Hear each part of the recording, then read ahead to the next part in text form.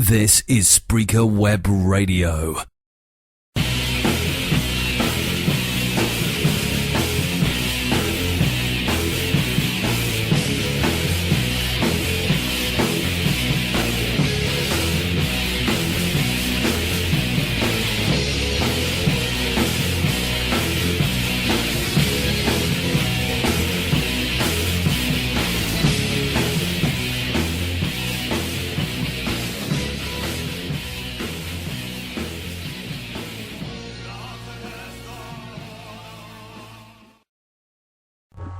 And here we are, guys. Better late than never, but here I am with my fourth episode of my topical wrestling debate show. First of all, I just want to apologise for this being later than usual, but I had prior commitments, let's say, and it overran a bit. But my guests tonight are Giles Strutt and Matthew Towers, who obviously present the, I'd like to think well known, it's very good, rap on YouTube, wrestling reviews from, across the pond. And they're my guests for tonight, guys. If you want to introduce yourselves. I'll go first, okay. Hi, I'm Giles. I'm 15. I'm from Northern Ireland. Hi, I'm Matthew. I'm 17 and I'm from Durham, England.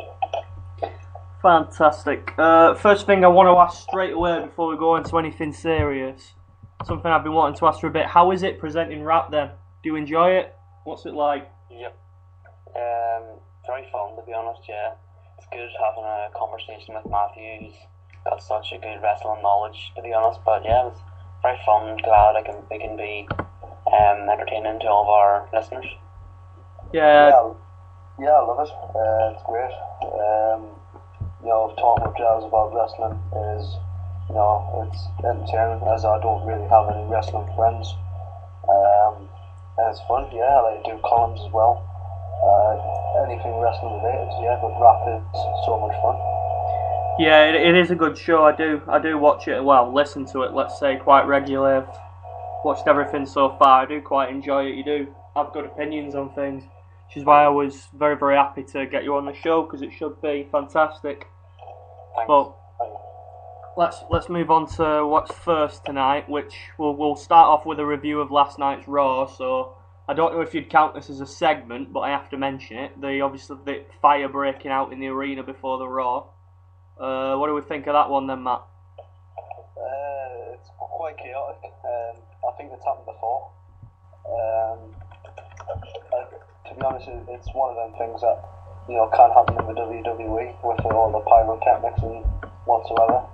But they've done a good job of getting everyone out of the arena, I thought, and it was well done of them, and they got everyone back in time.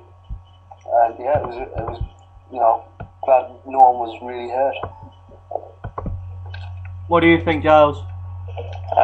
Same as Matthew, really. Just a bit of a freak accident. Glad no one was hurt, but I think they did a good job of getting everyone evacuated. Yeah.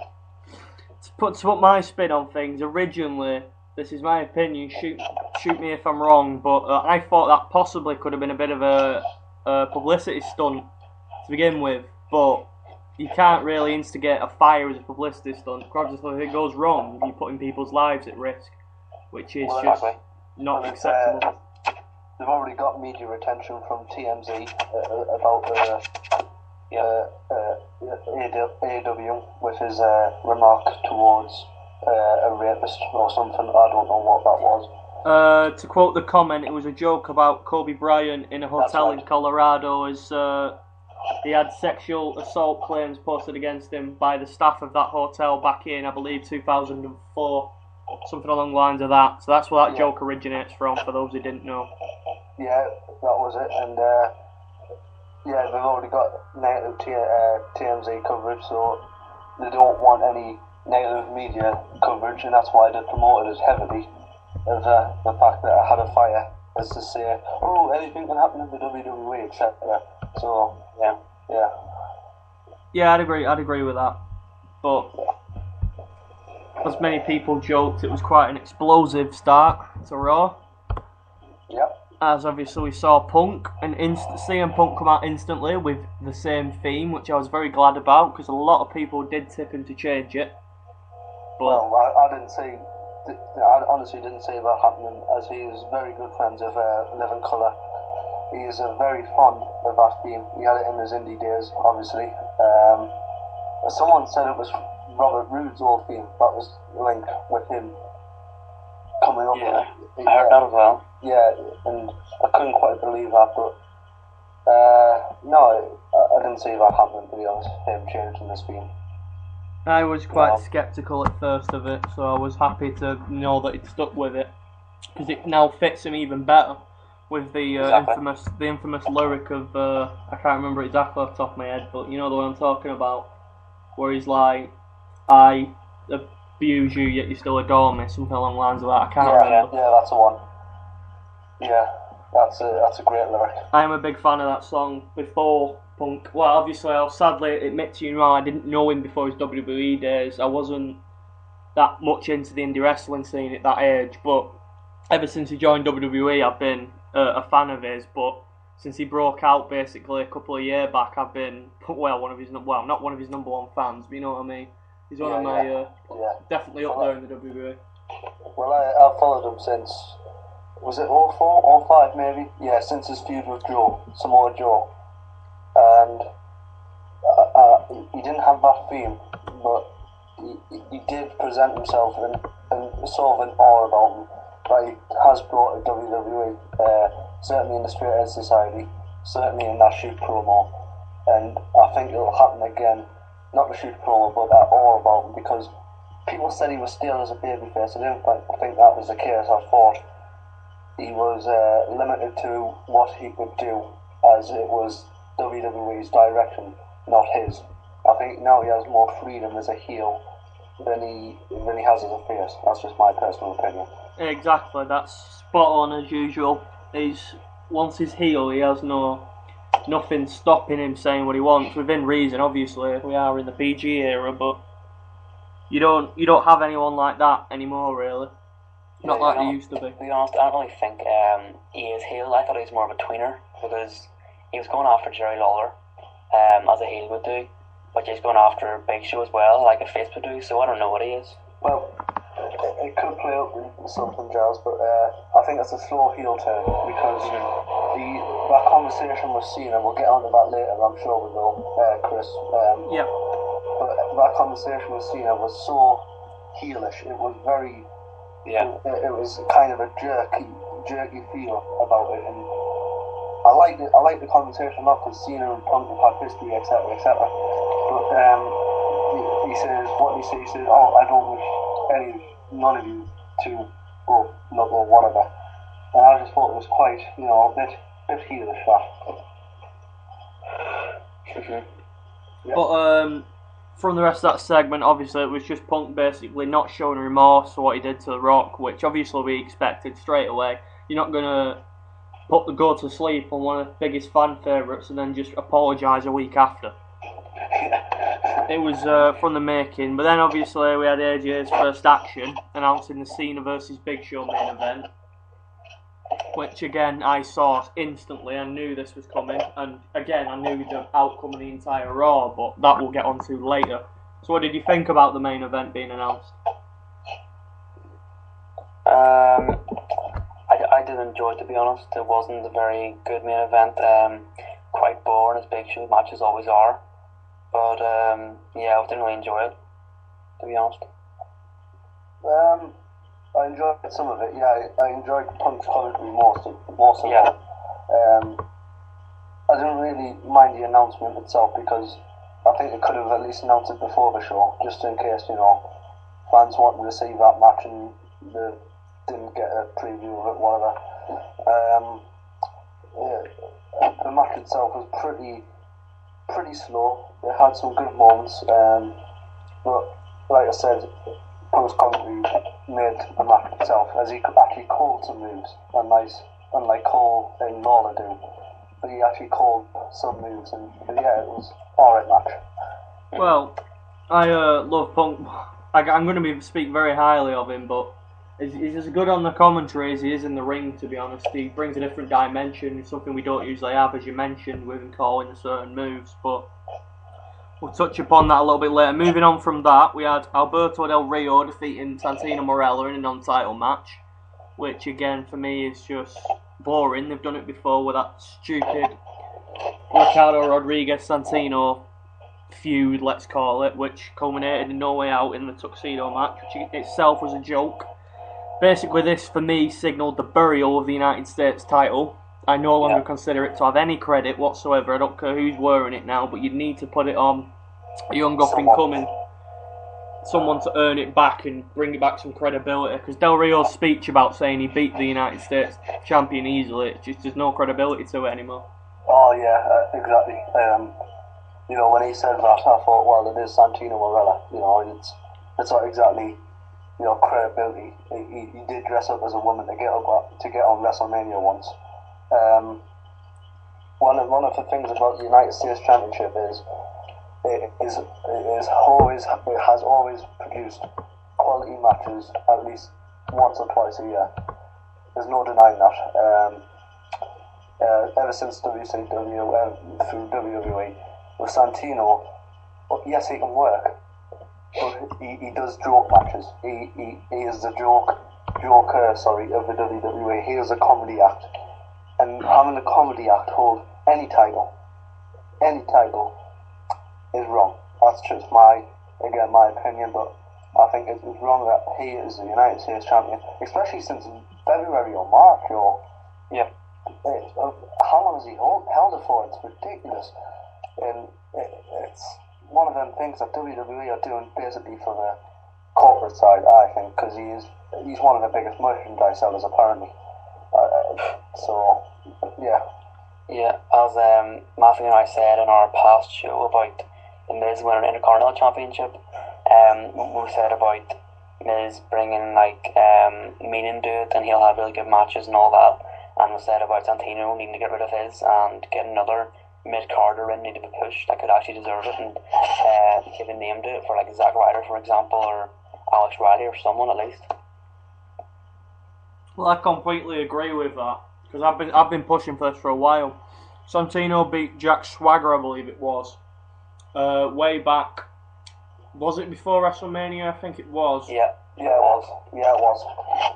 It's a faded memory now, because it was a memory I didn't enjoy, but he basically defended it in matches he was always going to win, and then it's just been wound round his waist permanently, really.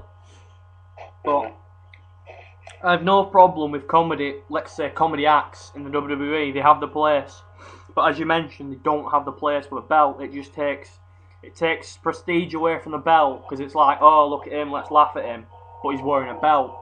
He's wearing what's meant to be something you earn prestigiously in the WWE, something they all fight for, and yet everyone's laughing at him. Yeah, definitely. I totally agree with you. Like I said, I don't mind comedy acts either, but when they're at the extent of getting shoved down our throats, like Santino is sometimes. I'm sure he was in the Elimination Chamber match. He was. He was. In fact, he was.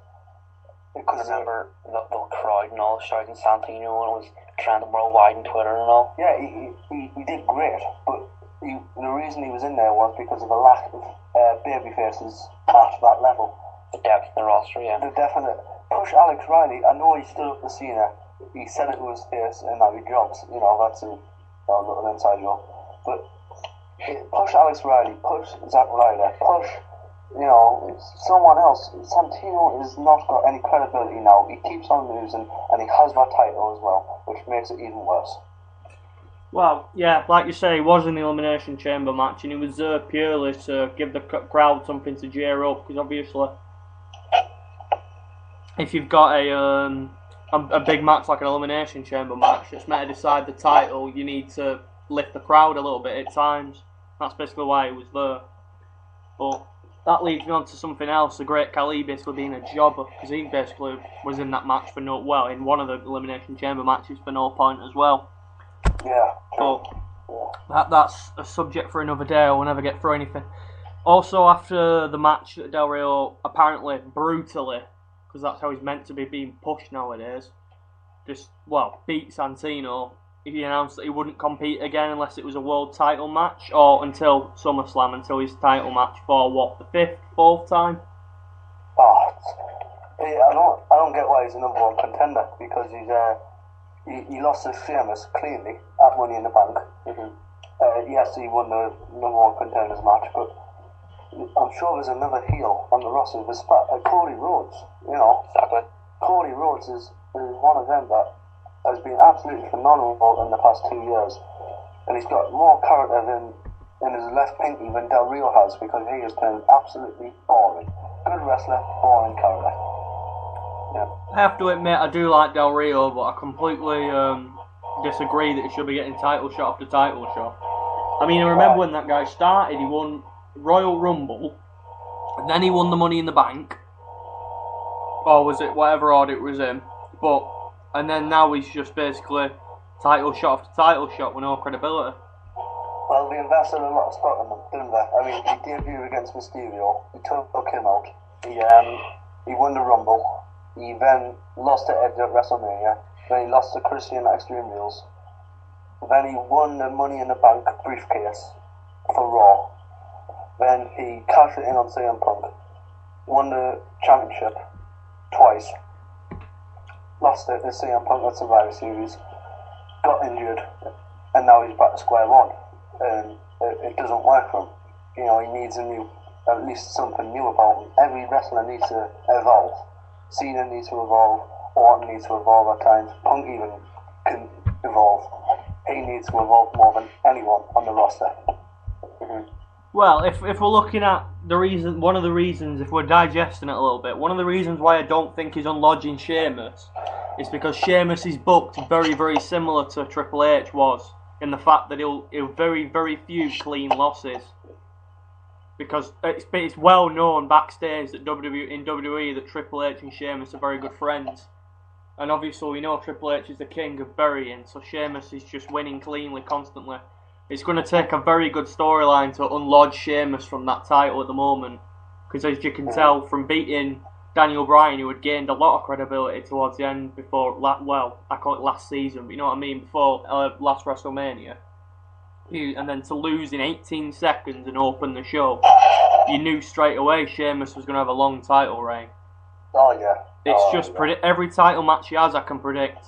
The only slight chance is when the Money in the Bank is cashed in, but even then, there's still a chance, because every time, the past 2 times that Ziggler's looked to cash it in, Sheamus has looked ready and would have exactly kicked his ass, as he says. He would have beaten easily.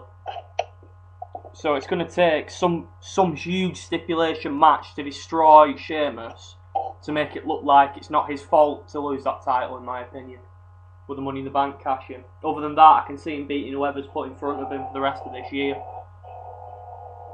That's how highly Triple H will rate him. He's being pushed to the moon, as Sheamus is known as the ever-ending push to a lot of people, because he's just not being dislodged at all. Well, it's good for every champion should win their TV matches. I don't mind that, but what will the fans think when this guy, this heel, this Alberto Del Rio, has already lost to Sheamus cleanly once? You know, what will they think if coming into SummerSlam? You know, unless he actually gets a better hand out of him week in, week out on SmackDown and Raw, the fans will not buy into it. You know, I don't mind Sheamus winning. I don't mind him beating Del Rio. It's the fact that he beat him cleanly, and the fact that put Del Rio in the main event picture again. It makes no sense. The fans will not buy into it. I wouldn't.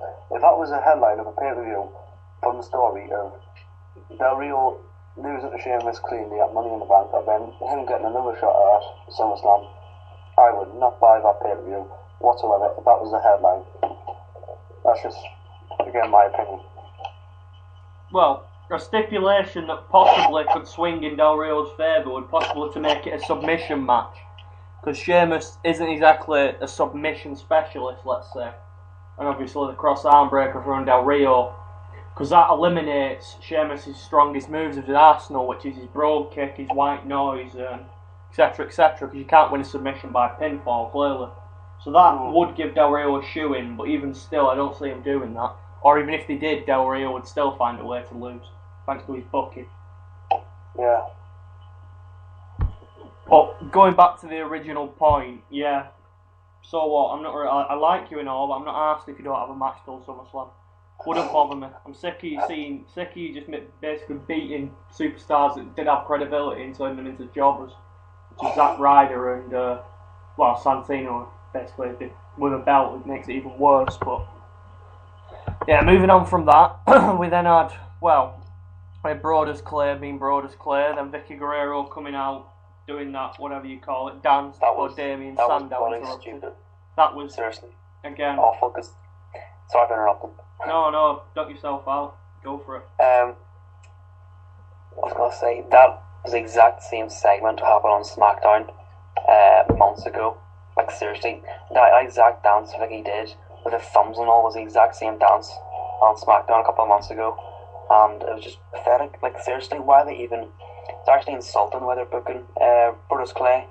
He's got so much more talent. He was much better whenever he was the monster heel, whenever he was Del Rio's bodyguard and all. Just this gimmick is it's getting stale now, to be honest, because they're not even booking him opponents that can actually have a chance of beating him, instead of him just giving him the same old body splat and 1, 2, 3. That's it. It just pisses me off, to be honest. Well, I personally never watched SmackDown due to I see it in my eyes being not a superior show, an inferior show, to say. Because I obviously enjoy Raw as a whole package with the entertainment, but shit like this isn't entertainment to me.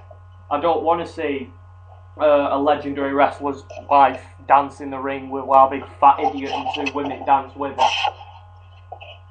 I was more than happy to see Damien Sandow come out again and interrupt that.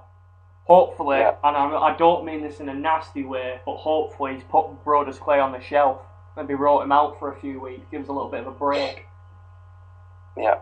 That was the first time last night I was actually happy to see Damien Sandow come out, because I'm not really a big fan of him, but last night was the first time I've ever been happy to see him, if you know what I mean. Well, everyone's entitled to their opinion. I personally like Sandow's character, I like his gimmick he's been given.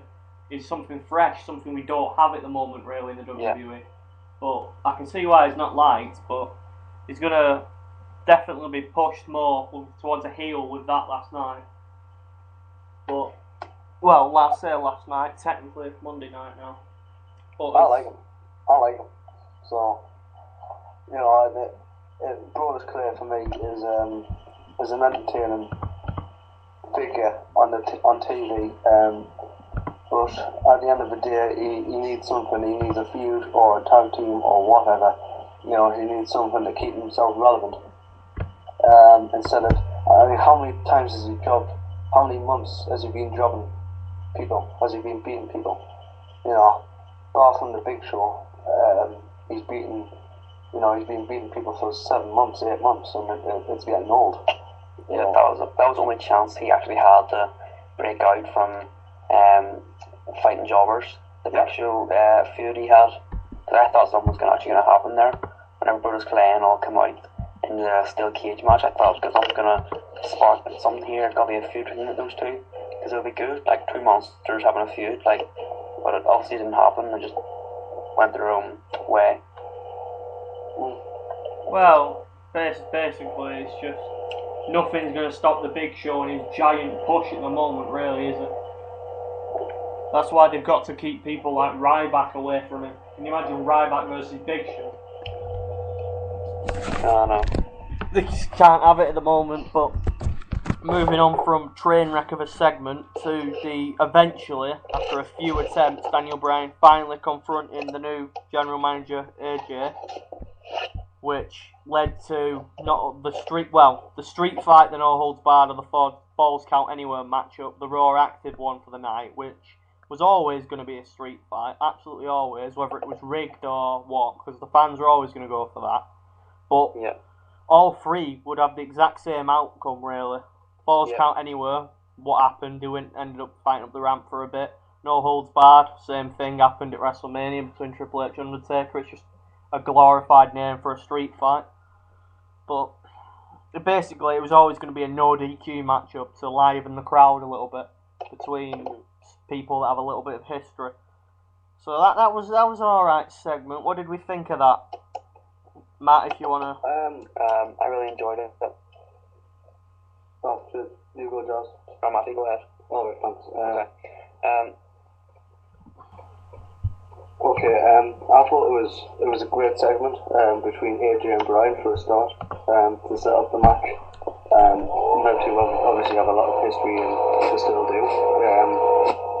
The match itself was a surprising one because whenever we 15-20 minute matches on Raw, do we not? And it was so refreshing to see. It was a great brawl with many nice moments.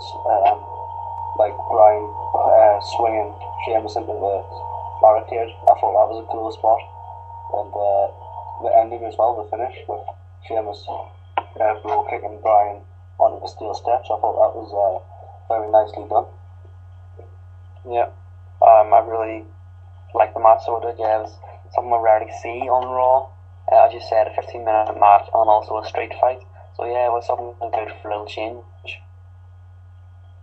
I'd definitely like to see more of this with the new 3 hours. It's giving matches that deserve more time, which is something we'll go on to later. The tag match between Jericho and Christian and Ziggler and The Miz, that benefited from having more time than it usually would, and it came out as, to me, that could have been the main event, but that's my opinion.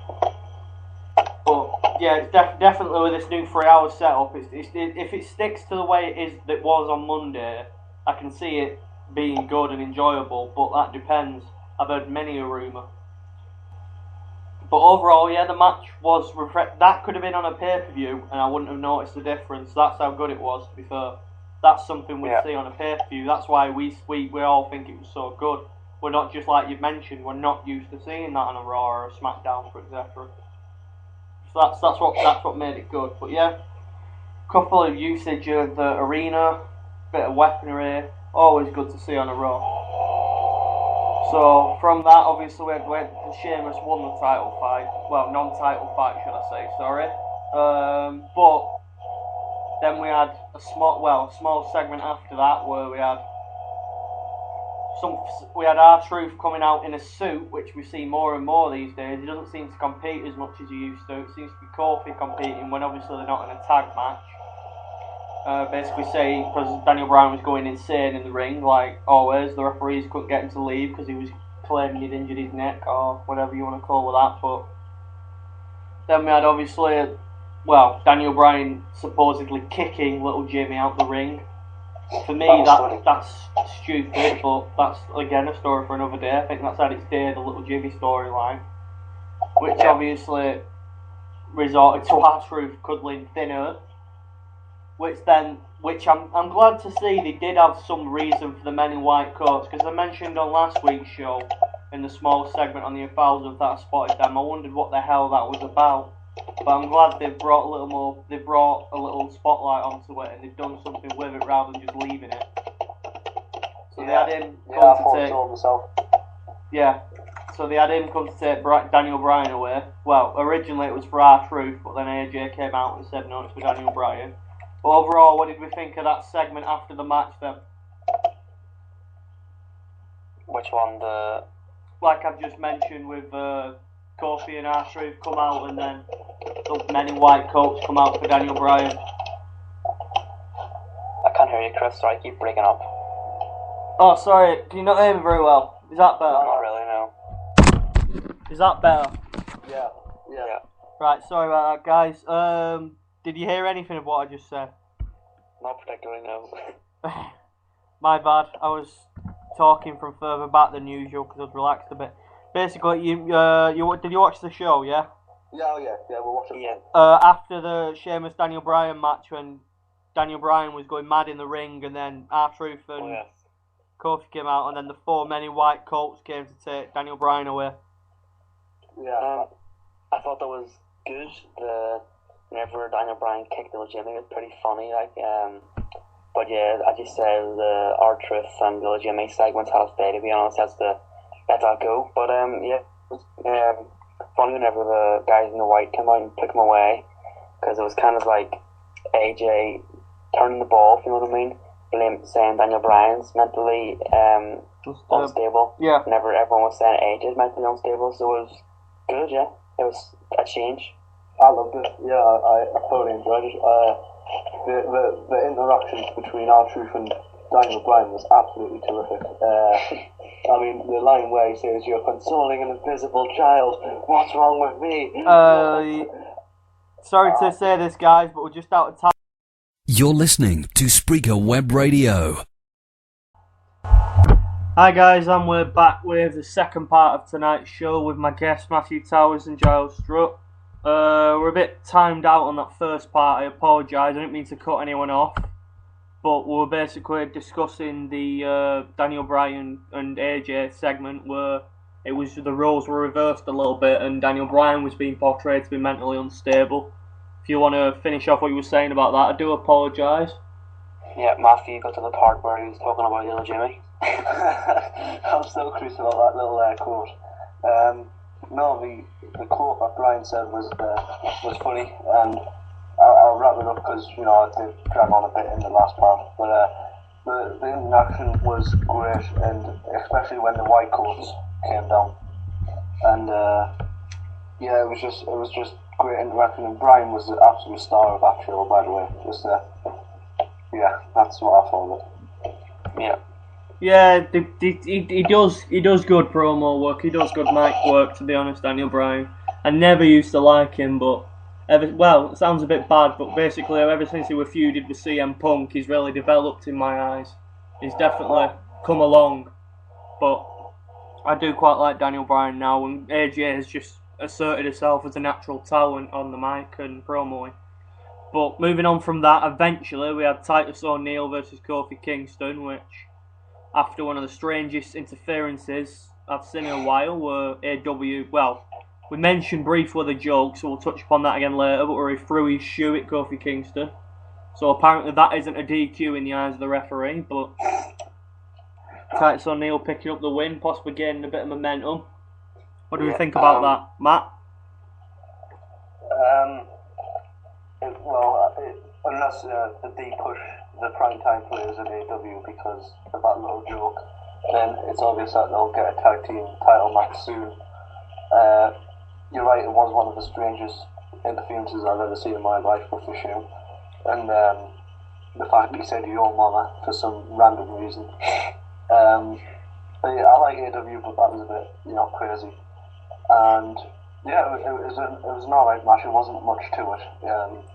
Apart from the fact, Kofi Kingston's a good worker, and he helped Titus there. Yeah, it was an interesting match to say the least. Giles, what's your thoughts? I thought it was a good match. Yeah. I think AW after that joke he made, I don't think he'll not get a push anymore. I think he'll get the microphone taken off him just the live mic. But I've got a feeling that they'll win the championships at SummerSlam if it's like to get a push from then. Yeah, definitely. Sadly, that could bring an end to the push they were getting, but we'll see. Next up, moving on with a bit of pace, we had Heath Slater on Raw. For a brief second, I did think they had another legend up the sleeve just to grab our attention on 1001, but I was just pleased to see Slater doing what Slater seems to now do best. And the minute he said current, instantly that was Randy Orton. We all knew that. We could see it a mile off. Good way to bring him back. For a joke, I would have liked to have seen Heath Slater win, but obviously that would have just completely bulldozed Randy Orton, which he would never have allowed to happen. Can you imagine Heath Slater versus Randy Orton at SummerSlam? Oh yeah, the return match of the ages. That would be class. Well, not much to be said really, but Giles, what's your thoughts on this Randy Orton return? I thought it was a good way to bring Orton back, since the Heath Slater was a regular piece of Raw leading up to the 1000 episode. But it was good to see Randy back. Heath Slater did a good job. I love that RKO style, was one of the best I've ever seen. I think Heath Slater is in need of a push, because to be honest, he's a pretty good worker and he's good in the ring as well. So yeah. Yeah, he's been Heath Slater. He's another one that can sell a good move. He's no Dolph Ziggler, but he can sell. Yeah. What are your thoughts then, Matt? First of all, I'd like to welcome back Randy. although he is a bit of an idiot for getting himself suspended. It's good to see one of the biggest faces in World of Wrestling back. He looked good from a physical standpoint and a wrestling standpoint. With his new haircut and his clean shaven, and he looked a bit leaner as well. He was fluent in his wrestling moves, which is the good thing. He hasn't lost his touch, and it's good to work with a decent worker in Heath Slater. It was the perfect way to bring Randy back, and hopefully, I was just thinking that they would have a Bryan Orton match at SummerSlam. That's not going to happen, obviously, but yeah, it was a great way to bring Orton back. Yeah, good to see him back. We have some Orton haters out there possibly listening. I'm not going to name any names, but I personally don't mind Randy Orton, but I will say I am bored of his gimmick. It's gone a little stale. That isn't his fault, I suppose. So I love Randy Orton as a competitor, and I am happy to see him back, but I am a little bored of the guy, sadly. Well, the lack of depth in the roster means that I don't think he can turn heel, especially with CM Punk turning heel slowly. He's not turned heel yet officially, but he is turning slowly.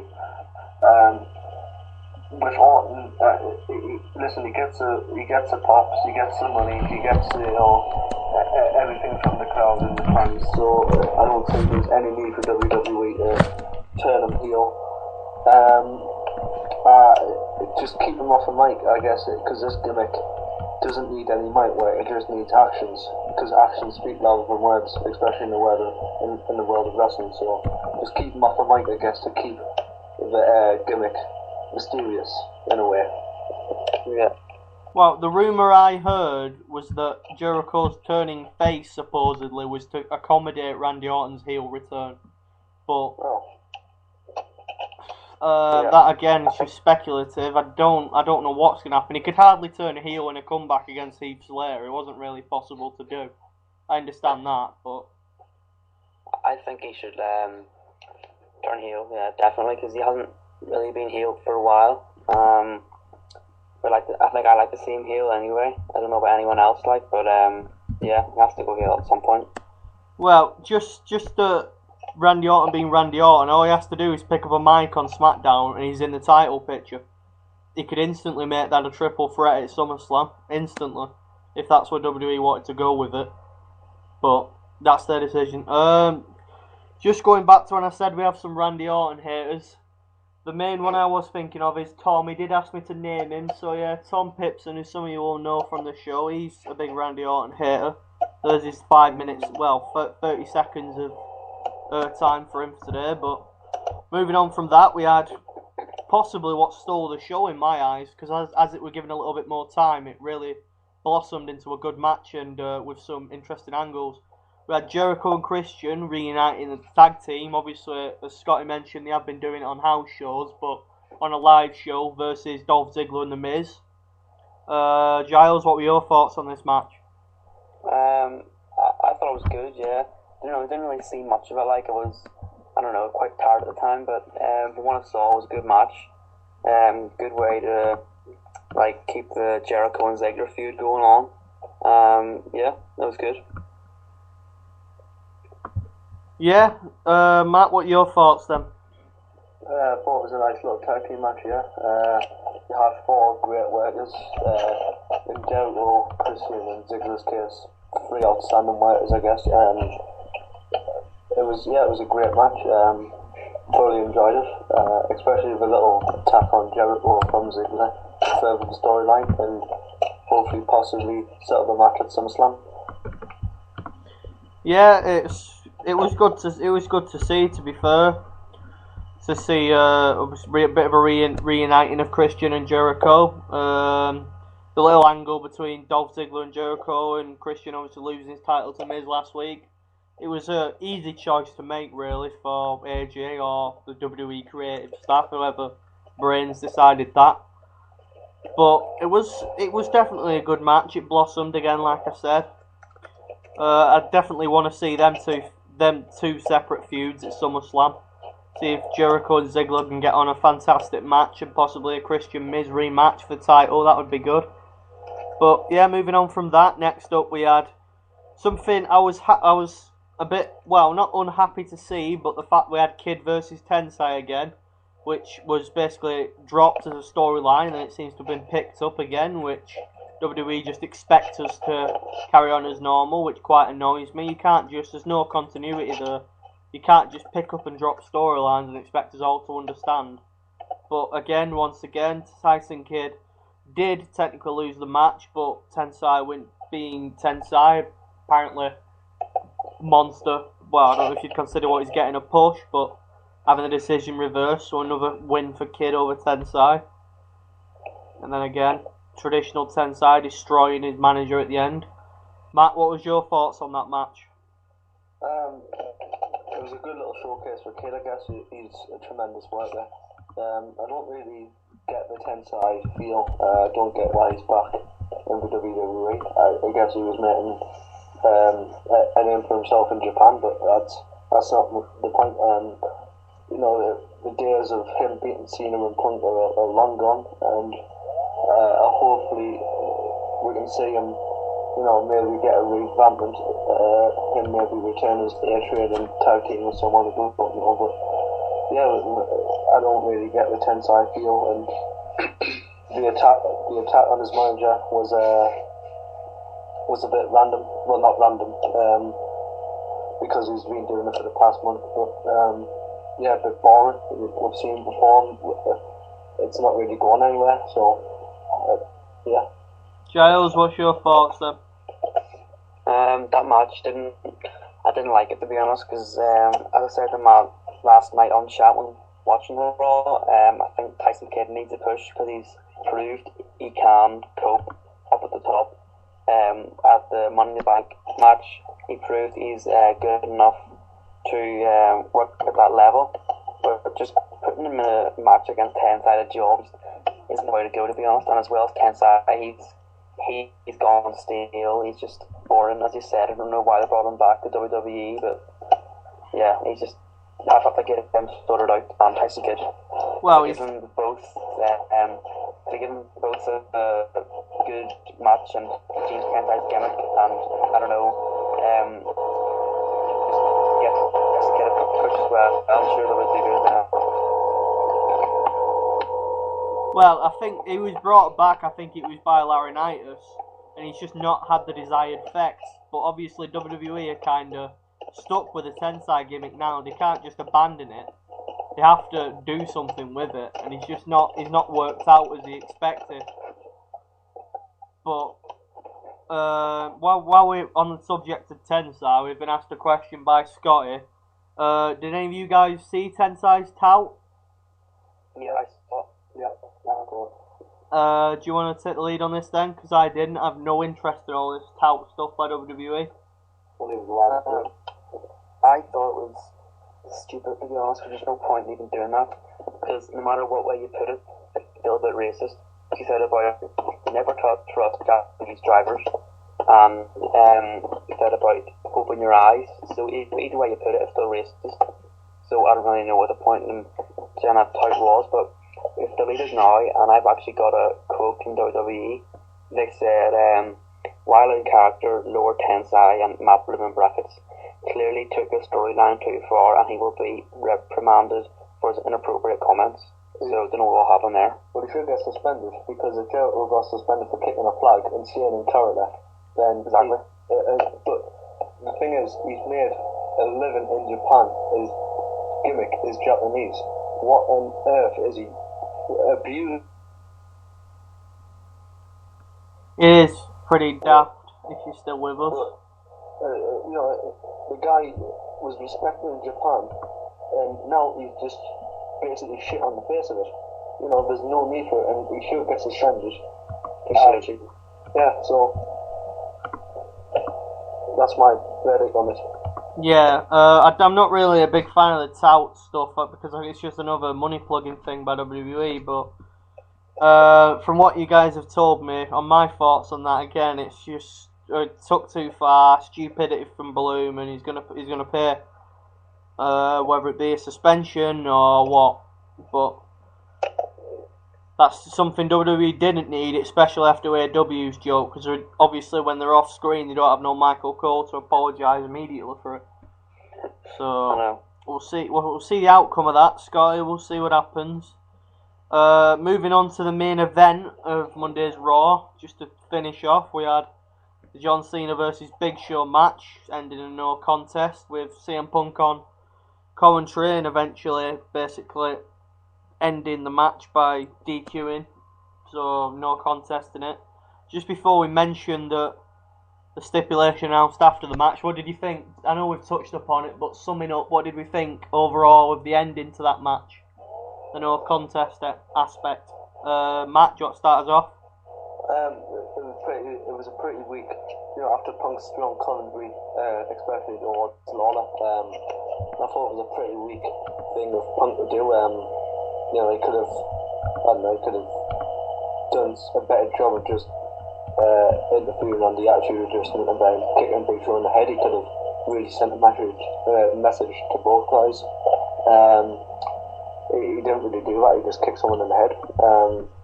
Okay, the spotlight was on him, but I didn't find his actions necessarily strong.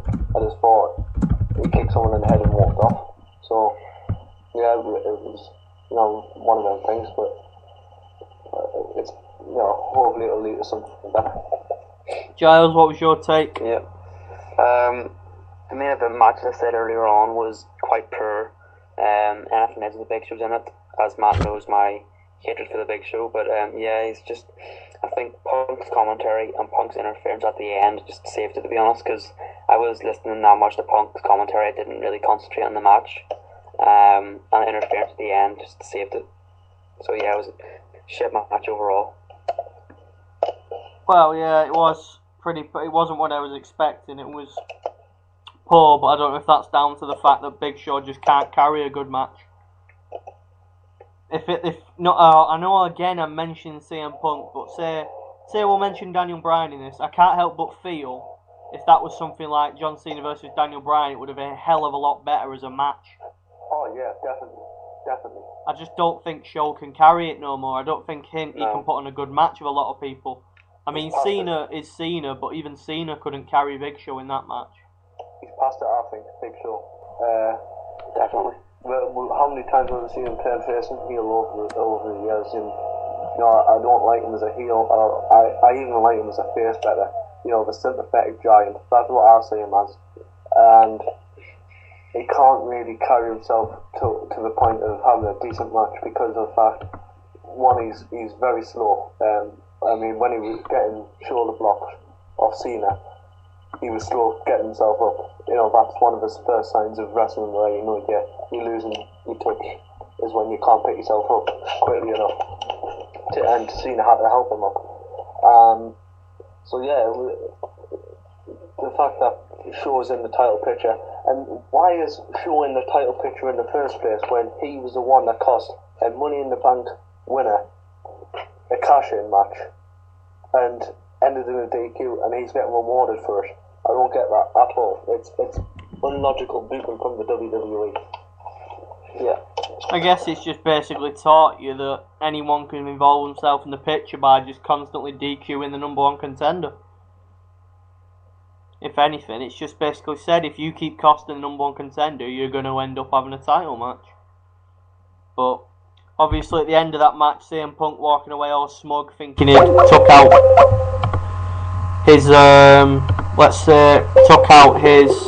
rivals, his current competitors. But then obviously we had, on the basis of that, we had AJ AJ getting her own back a little bit on CM Punk, saying no, they're not both losers, they're both winners, as it announced the triple threat match at SummerSlam, which I thought was, I don't really think it was alright, but I saw it coming straight away. It was instant prediction there. We seem to have a problem with Matt and Giles currently. They seem to be having technical issues. Hopefully they'll be back with us as soon as possible. But hopefully, let's see. Giles, are you with us? Yep. I don't know what happened there. I just managed to keep the show going. Let's see if we can. Matthew's internet connection went off. It's got dodgy connection. Okay. Sadly, we don't seem to be with Matthew for now, but obviously we have Giles back, so that's good. I just mentioned obviously that AJ announced a triple threat match. What was your thoughts on that for SummerSlam? Yeah, it's stupid. Because as you said, Big Show was the one that caused John Cena in the match of CM Punk and Raw 1000. He was the one that caused it, so there was no point in that actually having Big Show in the title picture. He definitely passed it. There's just no point at all in him actually being in the main event. Never mind the title picture. Exactly. Punk thinking he walked off all smug, but then we had AJ getting her own back to an extent, which was good to see. We are trying to get Matthew back, may I mention, for those obviously that can't see what's going on. But we'll move on for now, because we have to keep the show going. Let's go with a question asked by Liam. Do we see Raw coping with 3 hours, or do you think we'll go back to 2 eventually? What's your take on that, Giles? I think that we'll cope with just about. Because as you could see last night on Raw, they were struggling to get 3 hours, so they just filled it up with breaks every 5 minutes, and then touts from the fans, and then after the touts, they just showed the Triple H promo over and over and over again. So I think they're just gonna keep it with 3 hours for a while anyway, but fill it up with like touts and promos from pay-per-views and stuff like that. Well, the standard for a 3-hour broadcast is 40 minutes of ad breaks. So at some point in that show there was 40 minutes of ad breaks, but it seemed like a hell of a lot more when you break it all down. Sorry, yeah, it did seem a hell of a lot longer. We've got Matthew back now, so he's joined us. Matthew? Sorry about that, lads. I think my connection went. No worries, we have to keep the show going, sadly. All you've missed, really, is we just mentioned the triple threat announced for SummerSlam. What's your thoughts on that, then, quickly? Well, I don't understand why Big Show's in it. It should have been CM Punk for a better match. That's my thoughts on it. Yeah, it was predicted straight from the start, and again, as I mentioned previously, it's just Big Show getting a title shot for nothing. But then we just quickly answer the question: do you see Raw coping with 3 hours, or do you think they'll go back to 2? What's your thoughts on that, then, Matt? They'll go back to 2. The balance of the show is right this week, but not in WWE. Their consistency absolutely sucks. So whether they keep it up or not is another matter. But they got it right this week. Will they get it right next week? I don't know. The problem was there was too many packages of Lesnar, Triple H. I thought that was a bit unneeded. We know what happened. I think everyone in the wrestling world knows what happened. And they could have filled that time up for Divas match, or Cody Rhodes and Zack Ryder, or whoever, or even Ryback. I know Giles is a big fan of him. So they could have had anything instead of 1 or 2 of them packages. Yeah, it was a little bit disjointed in parts. We had stupid segments in there, we had repeats of things we'd seen, we had the breaks as usual, but can I see them staying to 3 hours? If they keep producing the goods, yeah, but I'm a strong believer, as Matthew said, that the continuity with the WWE is just appalling. There's 1 week you'll get a fantastic show, the next you'll get utter shite, week after that you'll get something okay. There's no continuity. You don't get good, or average. You get shit, mint, exactly, etc. And it's very, very hard to... Well, as a fan, I keep watching because I always have the hope it's going to be good this week, but they're going to lose millions of viewers if it's constantly all over the place, because people aren't going to know when it's going to be good. I'd prefer an average show every week to having an amazing one followed by a shit one, if I'm perfectly honest. The product isn't bad. The fans just expect too much. It's not 2001 people. It's 2012.